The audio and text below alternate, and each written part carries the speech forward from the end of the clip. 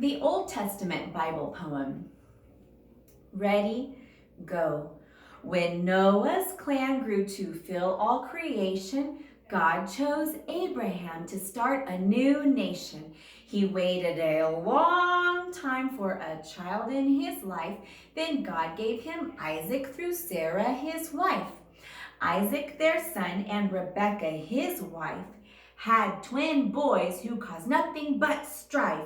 Dad doted on Esau, Mom loved Jacob, his brother. Too bad they were naughty and hated each other.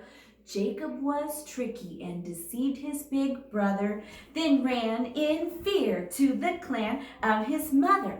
12 sons were born during Jacob's new life, but he favored young Joseph, causing great strife.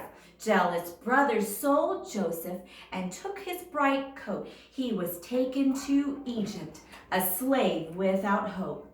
God helped Joseph to know what was right, to understand dreams with awesome insight. Joseph told Pharaoh what his dream was about. 7 years of food and 7 years without. With plenty of food and Joseph in charge, he brought his kin to Egypt to live and enlarge. They became slaves, yet grew stronger each year. Kill the boy babies, Pharaoh said, out of fear. Wee baby Moses was hidden with care in a basket in the river. Who would look there? But Pharaoh's own daughter found Moses inside. He was a prince till he fled to hide. Moses heard God's voice while walking about. Say from a bush, "Let my people out." God demanded of Pharaoh, "Let my people go." He sent 10 plagues to Egypt, his power to show, while the water turned red and bugs filled the air. All of God's people were safe in his care. When they finally left Egypt with God by their side, God gave the 10 commandments to act as their guide. God promised them a land where they could stay, but 10 spies saw giants and they ran away. Caleb and Joshua said, "Don't be afraid. The God of our fathers will come to our aid." Because no one listened, they wandered years in the sand till a new generation would take the promised land. Because Moses could not go into the promised land, God chose the warrior Joshua to be in command. Joshua fought battles as God told him to do, till the land and all its peoples were finally subdued. When Joshua died, judges ruled in his place, directing the nations in the trials they faced. With a plan in hand, a war was begun. Using Deborah and Barak, God's people won.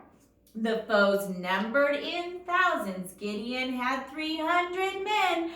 With pots, horns, and a shout, they won in the end. Samson, the strongest of Israel's men, battled the Philistines again and again. Ruth loved the true God of heaven and earth and joined Jesus' line through her little son's birth. Childless Hannah prayed to God for a son. God gave her Samuel, a most godly one. Samuel, God's prophet, led and taught with great fame. Other nations had kings. Israel wanted the same. Saul became king to the people's delight, but he strayed from God. His heart wasn't right.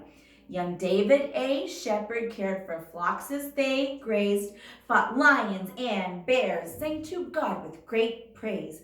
Defeating Goliath with a stone and a sling, David loved God and was later crowned king. The warrior King David made the nation quite grand. He reigned in Jerusalem where God's temple would stand. David longed to build God a place that was great, But God said, not now, my temple can wait. David's son Solomon was given great wisdom, building God's temple and expanding his kingdom. When Solomon sinned, God split the kingdom in two. There was north, there was south. False worship grew. Up north, Israel's kings were bad from the start. Down south, Judah's kings sometimes had a good heart. Elijah used miracles to deal with great sin and rode on a chariot to heaven in the end. Elisha did miracles and the people were fed. He even raised one little boy from the dead. And amen. That's what we have learned in the Old Testament.